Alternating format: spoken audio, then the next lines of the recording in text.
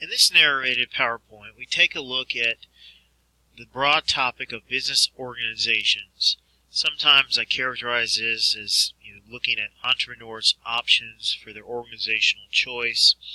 But the key is we want to consider what basic organizational choices are available when you're deciding or considering to start a business.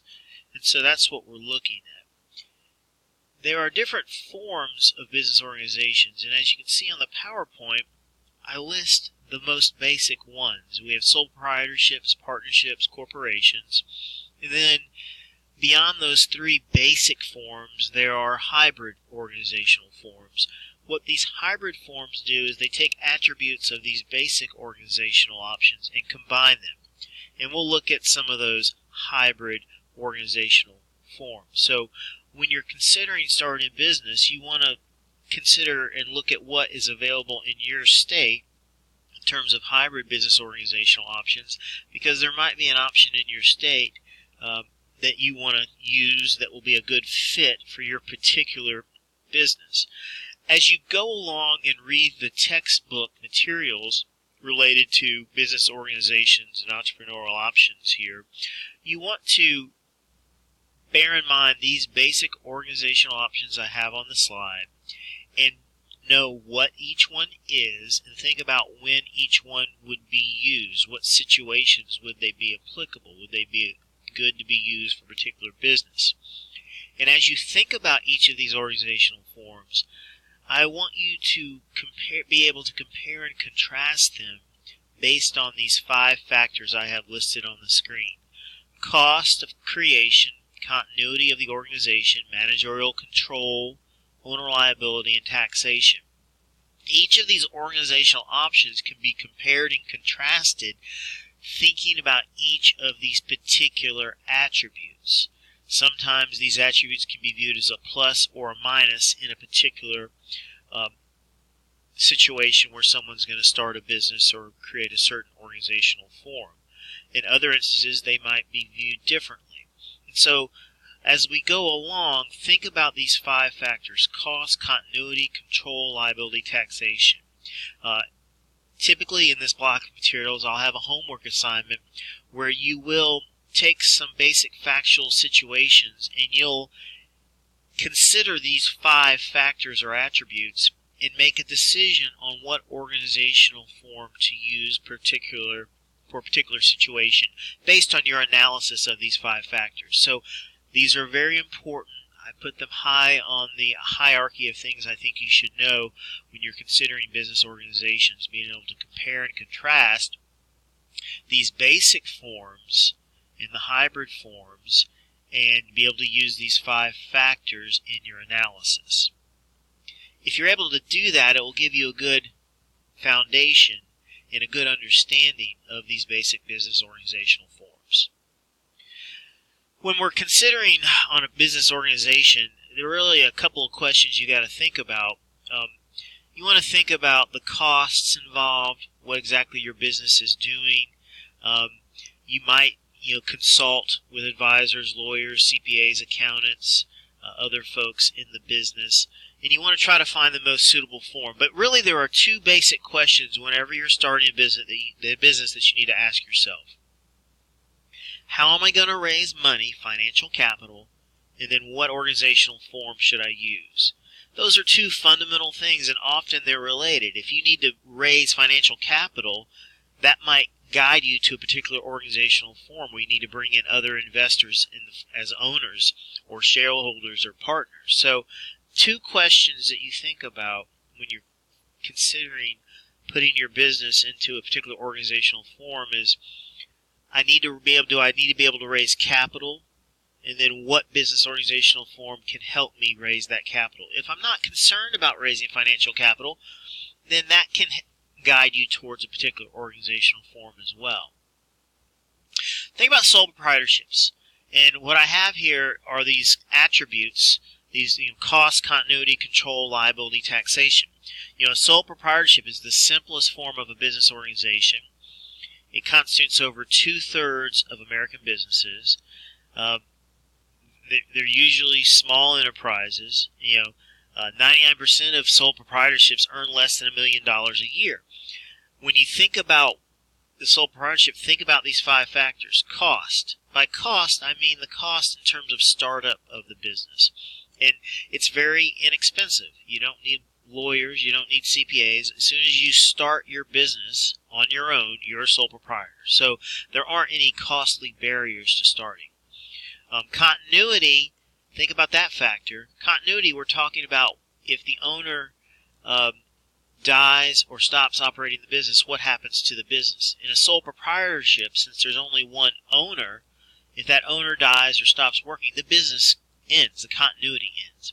And that might be a positive or negative attribute depending on a particular situation. Control. One good thing probably about a sole proprietorship is that the sole proprietor has total control of the business operations. There's no one else to answer to. The negative side is that that owner has unlimited liability for all the obligations of the business. That means if I run a lawn care business as a sole proprietor and someone gets hurt out there and I'm negligent in my business operations, I'm negligent, or one of my employees are negligent, that means the owner might be sued individually and their personal assets are subject to liability for those claims. A positive attribute of sole proprietorship is that the organization is not taxed. So any income and things just passes on to the owner. So there's no double taxation. So think about sole proprietorship. That gives you a good example of what is a sole proprietorship. Think about the attributes of a sole proprietorship through these 5 factors. You want to then, another major type of business organization choice would be partnerships. Here you have a situation where 2 or more people join together for a business enterprise, a common interest, and that could be a partnership. Partnerships, when you think about the 5 factors, they can, in terms of create a partnership, you can just start working together, sharing profits and things and costs, and for a common interest in a commercial endeavor, and then you're in a partnership. So it can be very simple. It doesn't require written documents necessarily. But it depends on how complex you're going to make the partnership. Are you only going to have 2 partners or 50? Well, if you have 50, then the creation costs are going to be a little more complicated. Continuity. Continuity is probably considered a negative attribute of a partnership because anytime a partner leaves the partnership technically comes to an end. In terms of control, each partner in a general type partnership has an equal say in control of the business. And that's okay as long as everybody's on the same page. Now you can agree otherwise, but if you don't agree, everybody has an equal say. Liability, it's just like sole proprietorship. If you're in a general partnership, each partner is jointly and severally liable for all the obligations of the business. So your personal assets could be seized for obligations of the business. Taxation, this is probably a positive attribute because those profits and losses can just be put on the individual partner's tax returns. There's no double taxation. So think about these 2 types of basic organizational options, sole proprietorship and partnerships, and think about those 5 factors. We'll come to limited partnerships in just a minute. Think about corporations. Corporation is another one of our basic organizational forms. It's an artificial, intangible entity created under state law. Basically, filling out certain paperwork with the state, you create a corporation. And corporations can be classified in different ways, domestic, foreign, or alien.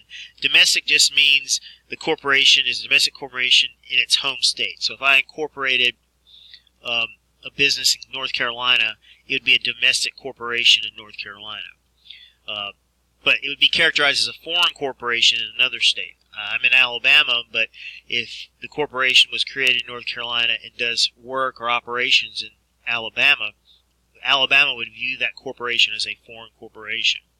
And then alien corporations just refer to corporations that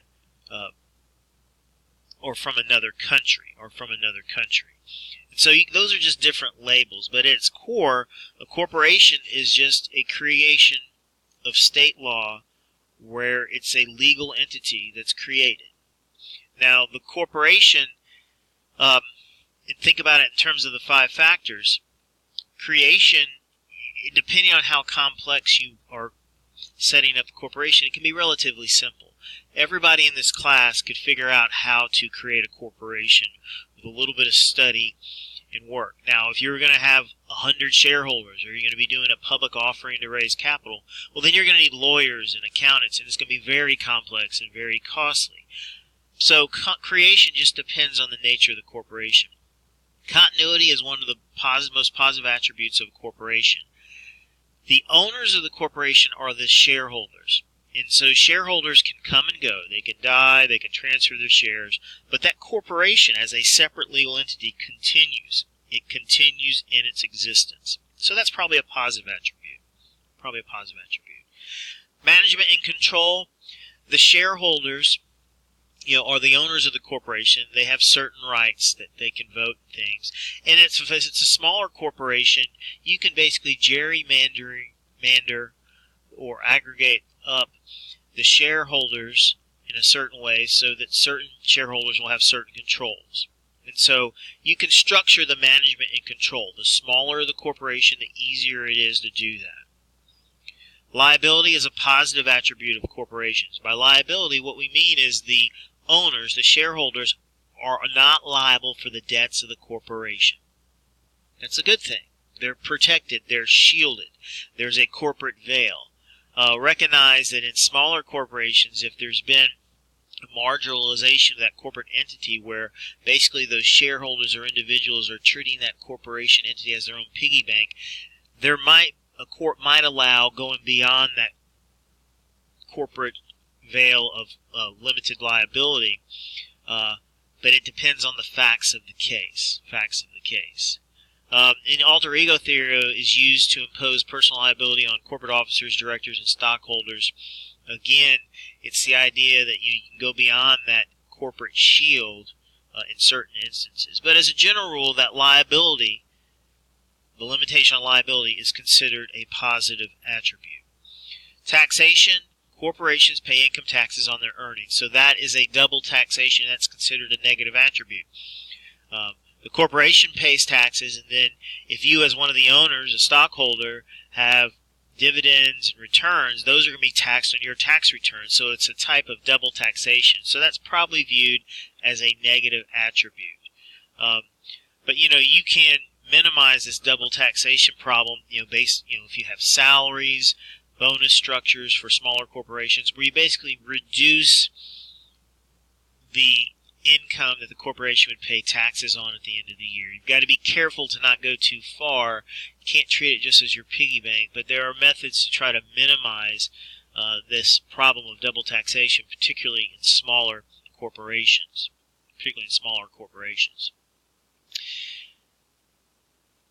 Let's take a look at limited partnerships.